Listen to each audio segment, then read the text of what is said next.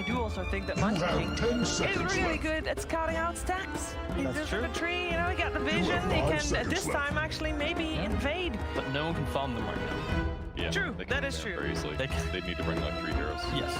Well, the thing, OG, this could still be carry out. Last pick a Seb hero. Yeah. Could be a Thompson gyro. Could be mid 1 gyro, which is most likely. Could be Lion mid still. The thing is, Slark is excellent in this game. Like, it's not just Secret repeating their draft. It's that once again, you have Invoker Slark against excellent matchups. OG is running the same heroes. Secret was down, what, 10-0 to start the game and then dominated?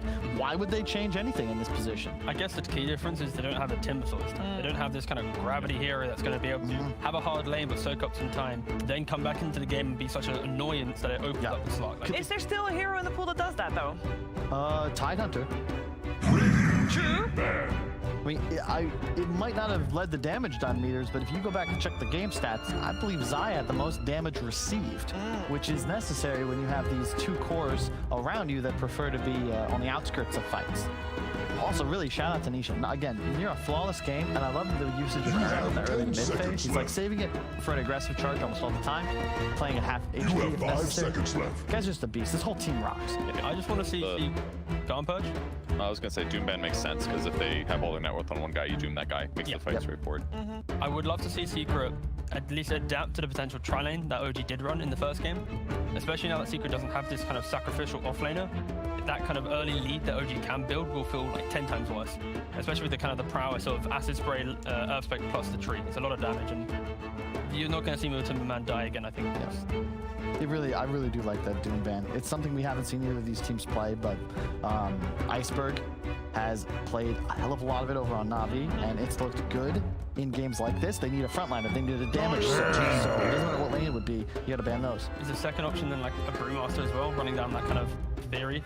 It feels kind of janky, but just the idea of, you know, OG's game stand was 4 protect 1. They also went for the Elder Titan on side. Oh. That's what I was. When they did that against Enigma. 10 seconds left. It was a very different type of lineup, though. I would say it's really scary. A messy fast Ags, yeah. No, I get. It's the same concept as Timbersaw, though, right? Assuming you got an earlier Ags, you're gonna hit all these heroes. You're just gonna run. Secret, they have to pick first after the ban from OG. Yeah. OG, of course, really trying to take away the heroes that, you know, remove mid 1 from the game. Think about the mid-game fights. I'm worried about their lack of tanky hero, so I'm still thinking about that time ban. But I just like, I'm scared for Secret's ability to defend the tower if they don't have that same tanky guy to initiate our front line. Like Monkey King's range damage isn't as much as even like a Timber is. It's not just the tankiness. Consider like the Doom ET ban best replace Timbersaw because of the offensive output. It's not just, oh, I'm a damage soak. It's that they're also causing incredible amounts of threat. You have 5 seconds like they scale, like they make your draft just really spooky at all phases. We had Zai. I mean, Zai plays everything under the sun. Other than Tidehunter, this tournament around, he still has played Nature's Prophet, which is the only one still in the pool. Nature's Prophet and Pocket. But they go.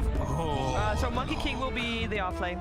We get a rare Warlock pick. In this Okay. Nice, sure. Warlock Slark's one of the staples, you know? Heal your Slark, he hits enemies. I'm seeing it as like, in kind of theory, when OG has a big timing, it's because of this quick BKB from the gyro running in aggressively by himself. If you now have the BKB piercing stun to go over the top of it, you can kind of cut out this 60-minute timing.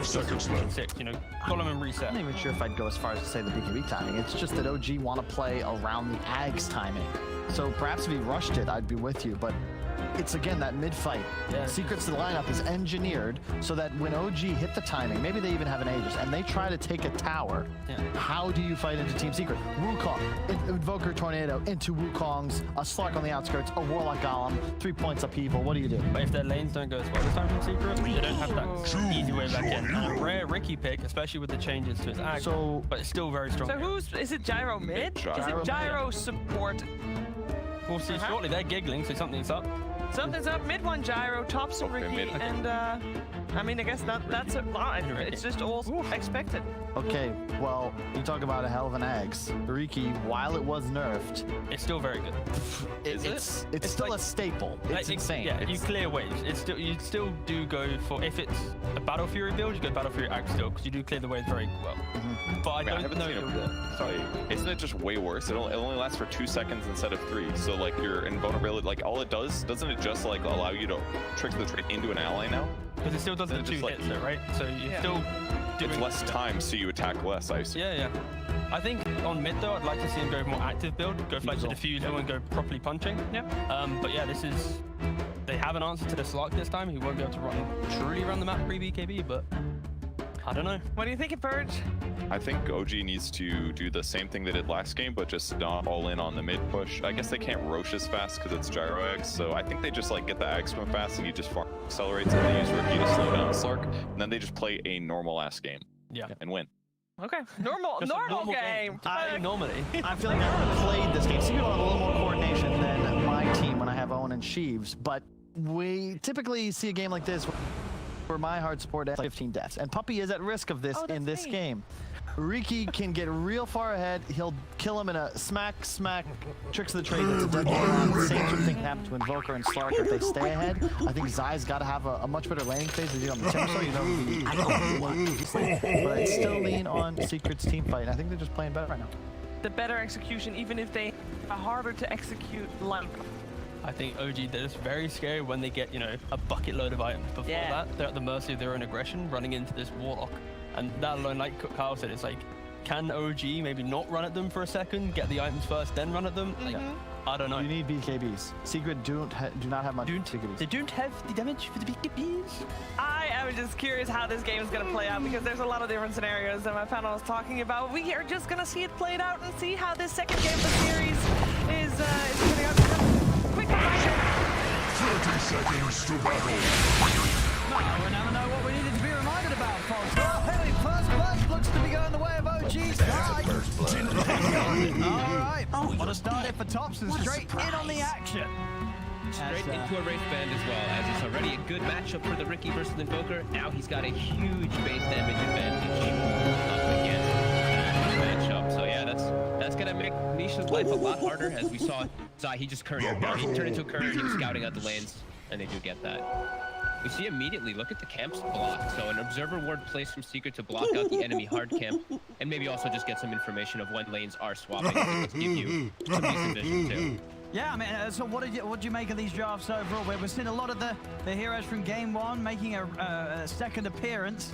Do you think OG's got a better shot here at this second game, or do you think it could be another rough one against Secret? They do have good ways to collapse, and I think the Riki pick is a much more appropriate pick. Because it's actually like it's a straight up just good matchup, and it's good versus the Slark as well. Like good in mid lane, and also going to be able to have smoke and be really relevant inside of the game. I don't know how much else he's going to be able to contribute besides that, unless he starts getting gifted a lot of items. So I still think OG's draft does take some time, and I think Secret has put themselves into a position to counteract versus that big mid push. That's why they go for this Warlock. And I think we all remember, the true sight. How do we stop them running at us? Just pick heavy team fight. That's what Puppy's gone for with this pick. And Nisha, it's a switch up. He's going Exo this game. So it's not going to be that Quasco X that he did have the last time. It's going to be more about his own selfish game. He did actually have the same game last game where he was kills and all that, but this one is where you're just going for the big damage rather than control.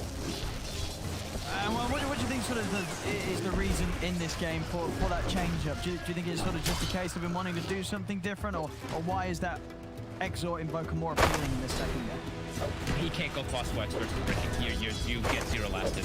You need to be able to have your Forge Spirit, you need to have the export damage so you can actually trade versus him. Otherwise, it actually just gets to the point where Invoker might just have like 4 last hits. Being a little bit more selfish, and hey, maybe it is to try something else out as well, too. Oh, I see what he does. As you say, he had a flawless game one. Do the same with the Exort victory. No tell will lose his career. Yep, so find it out there. And overall, do you like the decision from OG to just run the outline up again? Now, we sort of heard, I think Carl on the panel was saying that he did want to see them do this. He felt that their outcross was pretty good here. If they're more confident in it, that they do it in the first game like that, they don't want to just break their confidence, right? Just because they lost because of mistakes like that, they're still on overall. So I'm glad that they do it again. Top lane. We see the duo. A couple of heroes with quite good kill potential. This if this Monkey King Zai's not able to get sort of set up in the big burst heal, he's just going to get run down by these two heroes with an insane amount of magical damage over time. Yeah, I tried and tested statement. This tree gyro has been a thing for 6-7 years when gyro first got added. It always works out well together how the heroes work, even before Tree had all these abilities because it's getting changed a lot. Overgrowth plus call down has always been amazing. And Gyrocopter, any type of little armor and things to help him just run in and charge into the fight is always great. As Tree's always had that. So it's a great lane and a great overall strong duo. Does do very well. And looking at mid, Nisha's still struggling even though he's gone Exort. That does, it does happen when you are played into a Ricky who's been gifted a Wraith Band right at the start.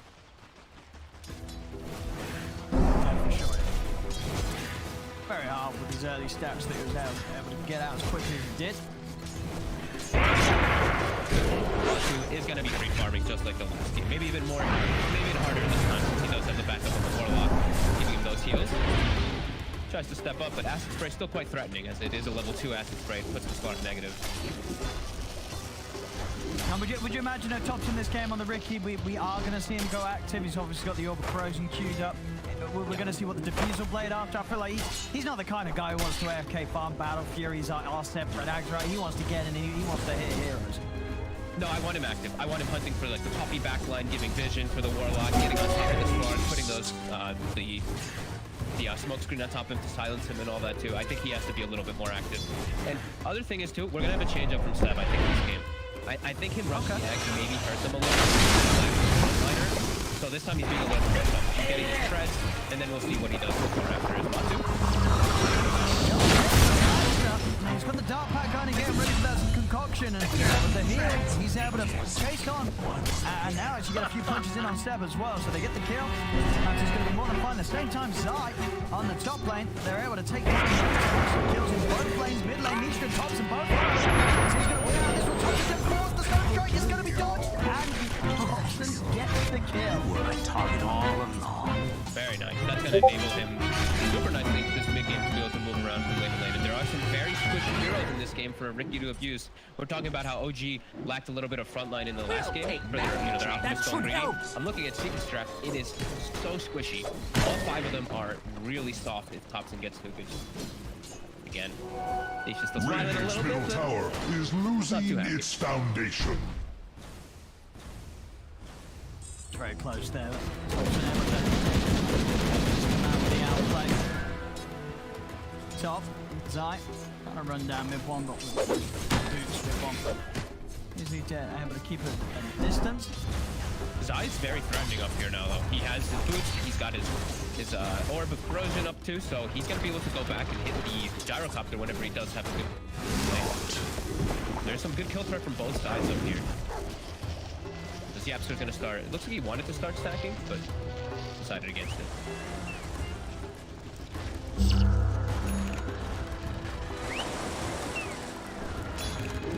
Sentry versus sentry in mid.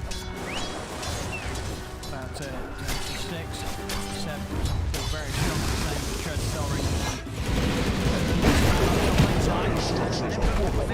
He's able to get the heals up. Again, these two heroes, it's very hard for Zai to play aggressive into them. If he miscalculates, they're just going to be able to turn and burn him every time. And Noto is one of the few players I've seen that does this. He goes for the laning phase without the Tree Protector. We see a lot of trees, they just go like 4-0-2 or something like that. No, almost always I see him do is get 2 points in leech, so he can counteract and give some heal and damage, and it's all about the laning. Because that ability later on in the game is pretty awesome. It's all about just the laning. So, ends up paying off for him to set up a start for his job.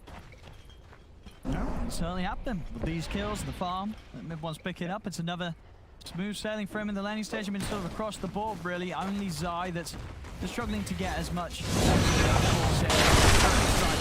Just a little bit behind there with 22 CS, everyone else in the 30 plus. They've broken the lanes now, though.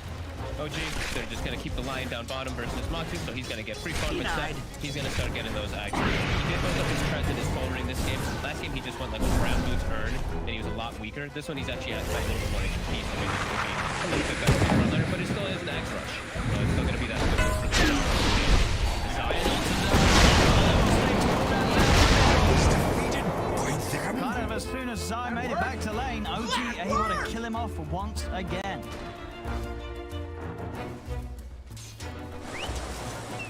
Seven minutes in, the 4 deaths on this top lane now. Zai is giving quite a bit over towards mid-wall. And now he doesn't really have a good place to go himself on this Monkey King, because if he does, he might just have to go back to the long trek all the way back up there. So call down's going to be back up within the next like 30 seconds by the time that he gets back middle up tower there. is under attack. They could just look to make a move. No trail, he'll get a full off, try to maximize, get his levels, throw his armor onto mid lane or onto top system that he's saving. 20 armor Ricky right now.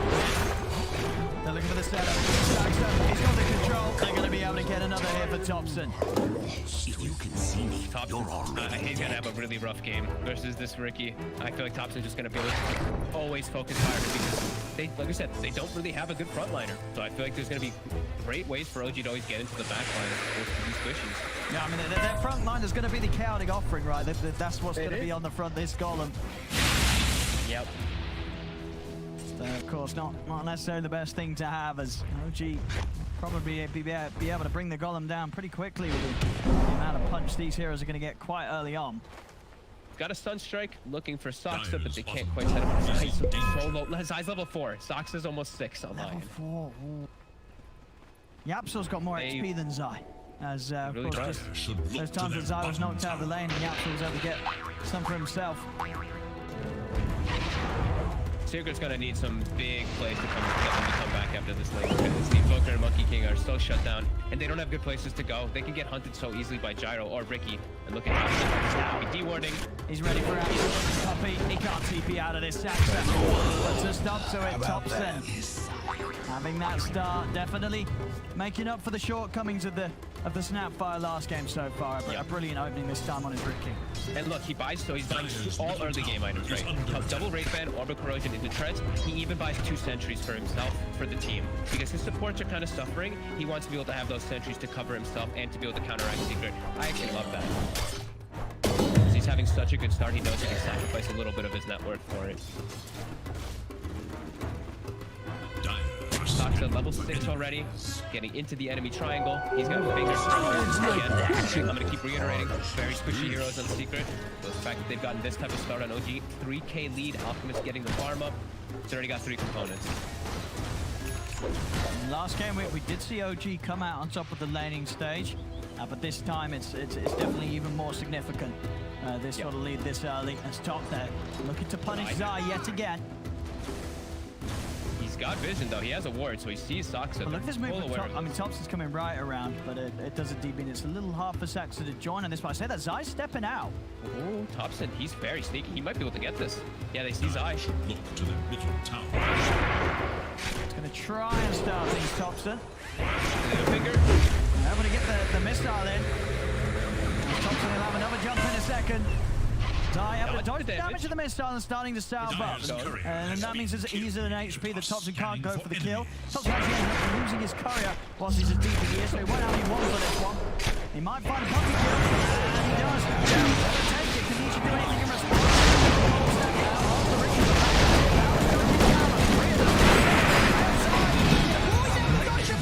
It was cute, but it weren't cute enough. He's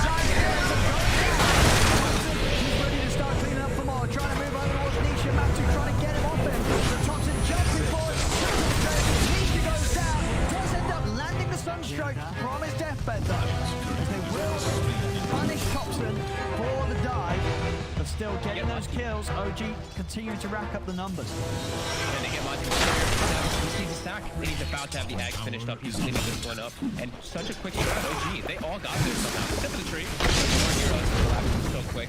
The Absol will be forced away. He won't be able to steal that. He gets one. Steps, Ags done. This game, Thompson on mid one. The Gyro. It's big up his farm.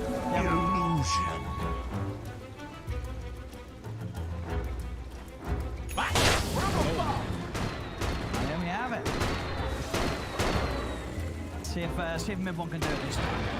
Nice and early Aghanims. Likewise as in the last game, it will boost his potential to farm. It feels so much better this game though. It feels like they don't need to force the issue as hard either, because Gyrocopter's gonna be able to get this crazy amount of scaling too. It feels like last game maybe they pushed it too hard, and Secret just addressed that in an incredible manner. But this one now maybe being a little bit more patient, because they're so far ahead at this point. They don't need to. You know, they can just chill, play regular Dota rather than being super chaotic and forcing too much. As they've got Secret completely on the back foot. The Midas just got picked up. 12 minutes 50 seconds. Super late for your usual leg swords.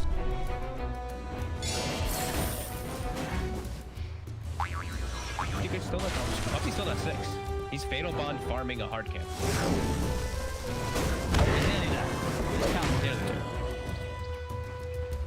And they need it. They really need the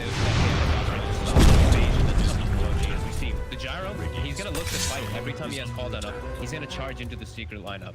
So they really do need that chaotic offering to be that frontliner. They are back. Absolutely mid one this game. He's got it up 2-0-4. He's been fed in Aghanims. It couldn't get any better of a beginning really as the gyro this game. We'll see how he's able to pull it off from here. Yeah. And they've even, they slowed down Matu a little bit too. He's got the Diffusal Blade in about 100 gold, and he's about to hit 12. So he's still, I mean, he's still doing really damn well, but they have slowed down because of that pressure that they were able to apply. And now we just have some downtime where he's going to queue up the next Ags. He'll look to farm that one. That will probably be the Ricky, I'd imagine. No, you think so? I think so. Yeah.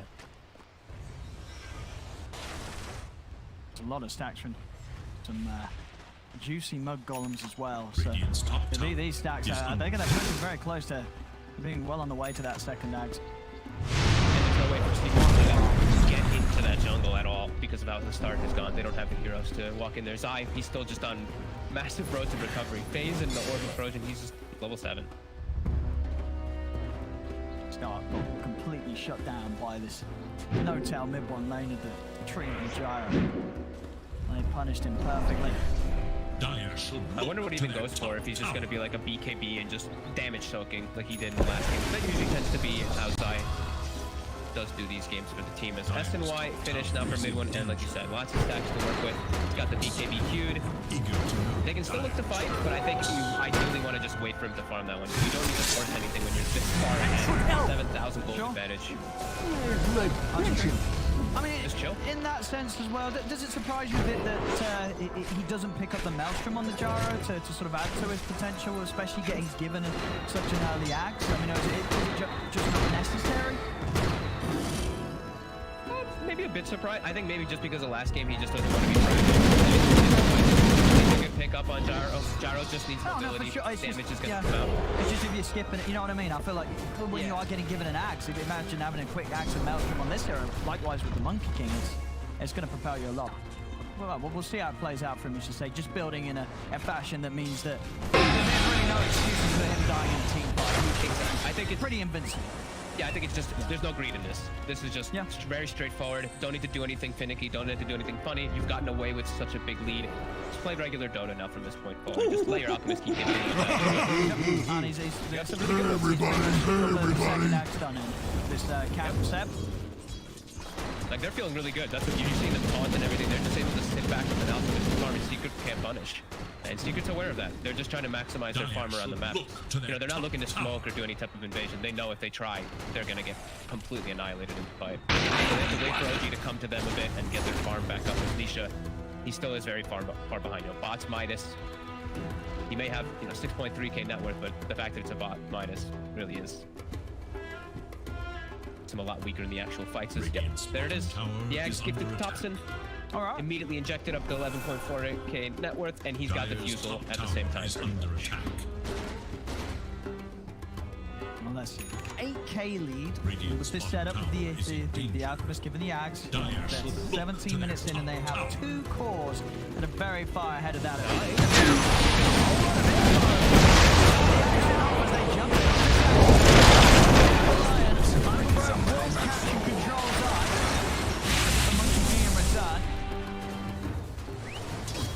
They gotta run now, though.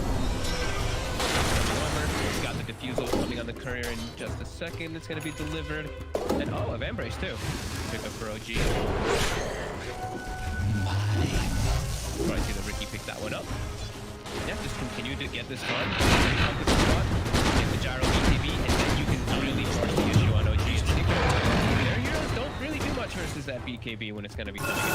So they're going to fight it really hard. It's not going to be easy because he's got an SNY too, so kiting that. They don't have any points enough people either, as I see from Puppy. So kiting it is going to be really difficult. Now, and with this build up from Nisha as well, you know, the Midas spots, Link, what you sort of say, jumping and finding backliners in the fight, or is this Blink sort of built for just split pushing and trying to stop OG from being in a position where they can run 5 down mid and they're having to try and deal with this Invoker pushing out the side lanes?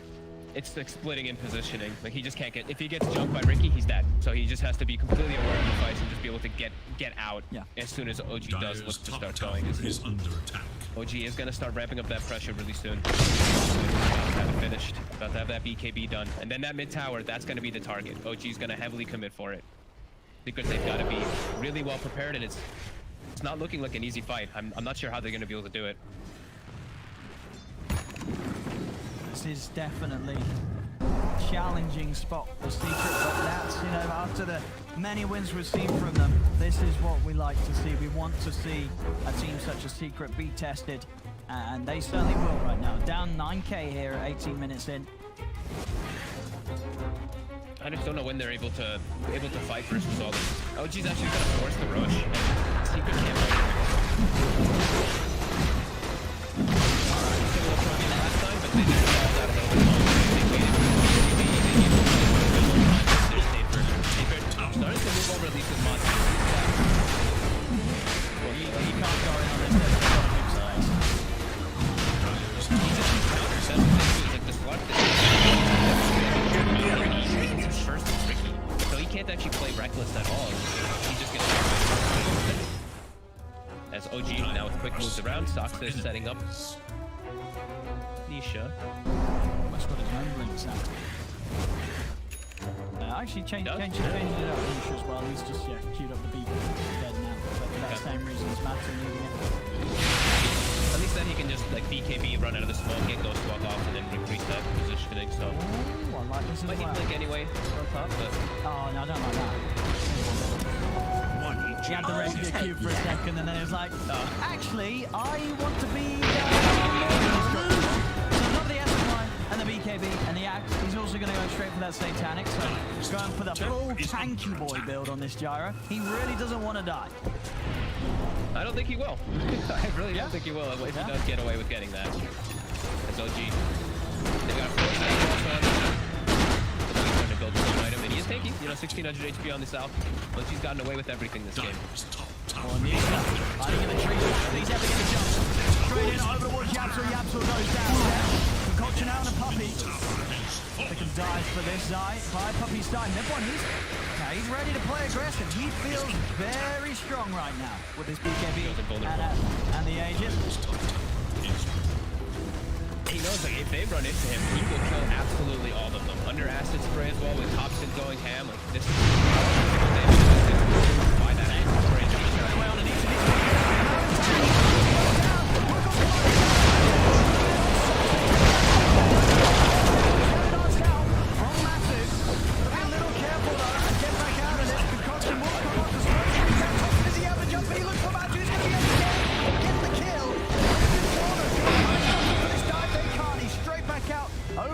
Safety of Seb.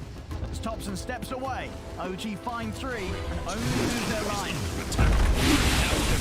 That was Secret's big defense, or attempted defense with the Wukons and with the Chaotic offering, and OG just kills it like it's nothing. It just jumped from target to target. We're really seeing the fragility of the Secret draft as OG is just able to rip right through them. Brilliant jump from Thompson to start things. Nisha not getting a chance to throw out anything at all. Yeah, the combos, the fatal bombs, the golem hits onto sort of 3 or 4 of them. It just isn't enough damage. They weren't able to live throughout it all. And Matthew's got to start retreating very soon after making an aggressive play, as he knows that this Ricky's just going to be able to run him down.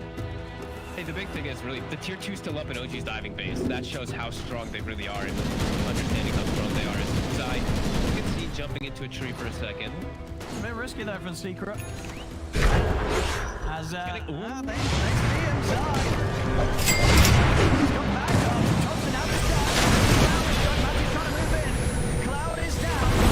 Quickly shot off the mark. Definitely pushing Thompson over the side. Now Matthew's got to be careful. They're running him down. Tornado from Nisha holds back mid one and early. All out there. Out the side. Stacks up with the jump forward. Matthew pats it down to the ground. He's going to be able to make it back to base. But Zai left out on the map. Zai will fall once again. That was close. They almost actually got Thompson there. The Sunstrike had been connected. He was going to go down. The Pounce also not reset. No G. Continuing to lead this game and even looking for more. At the bottom, the forward summit. Mid one quickly swings down, cleans them up. And they just continue this aggressive posture. And now a DD also on Thompson. Oh boy. They're already standing up. They have this ward. They had this ward up top, and they actually know where the Slark is. They saw Matu kind of swinging up there. They get the scan as well, but Matu, he's leaving. And mid one. He's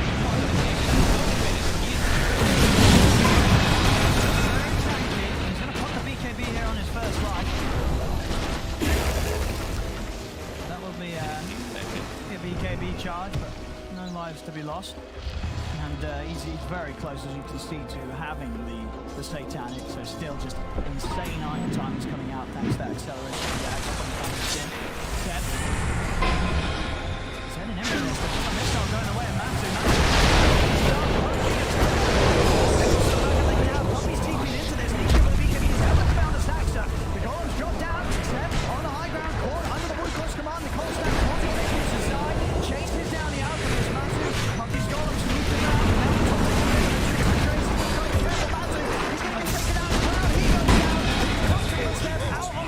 There's another fight where OG they're able to find you. They might be able to find more of what Thompson he wants to chase.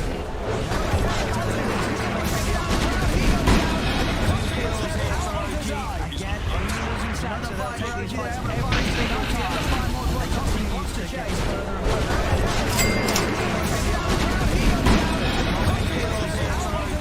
Again, losing Saxa. They'll take these fights every single time. To find more of what Thompson he wants to chase.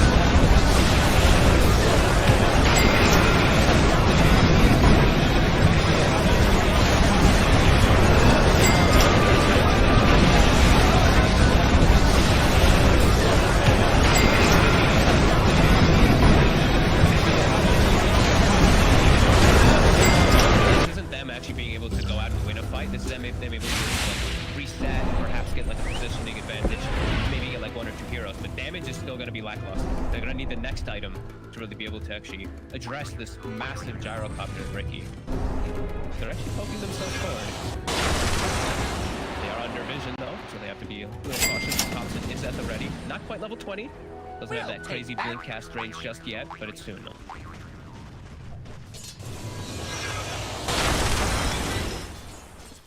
Secret just has to stand there as a unit, all five right on the high ground. You can see Nisha even scared to step out for the Midas, having to wait until the creeps come right onto the high ground here. as he does not want to take a step too far. He knows how quick OG will be to pounce. They might honestly, when they stand as 5 like that, like all in a row, they're probably thinking about, can we explode this Ricky in one combo, right? Like, throw out the potentially try for it. It's very interesting. When they stand as 5 like that, like all in a row, they're probably thinking about, can we explode this Ricky in one combo, right? Like, throw out the potentially try for it. It's very interesting. When they stand as 5 like that, like all in a row, they're probably thinking about, can we explode this Ricky in one combo, right? Like, throw out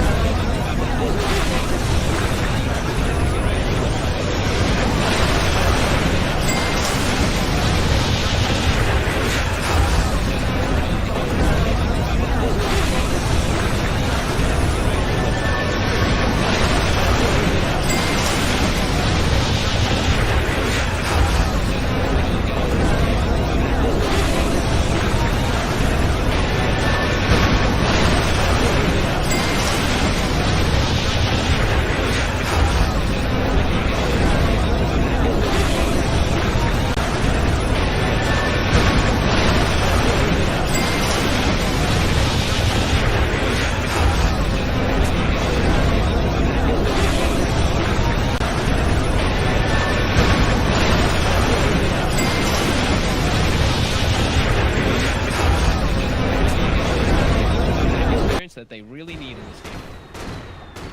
Poppy, use the shovel. Shovel, and they're gonna get 2 bounty runes. Not bad. Small game. Nisha nearly has hex. He's got a lot of money.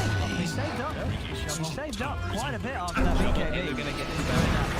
Good job of finding money out of that.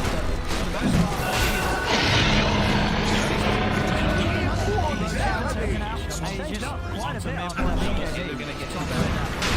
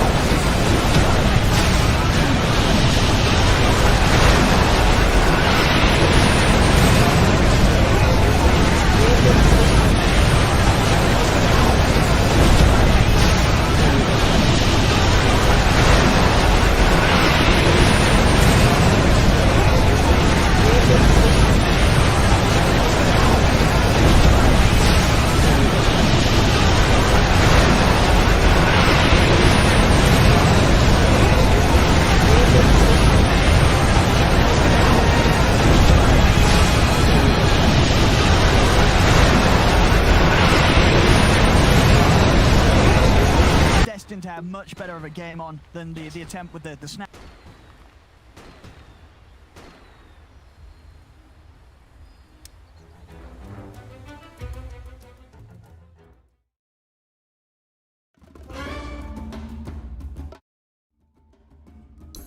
Skill build and item build. Fury is level 3. He just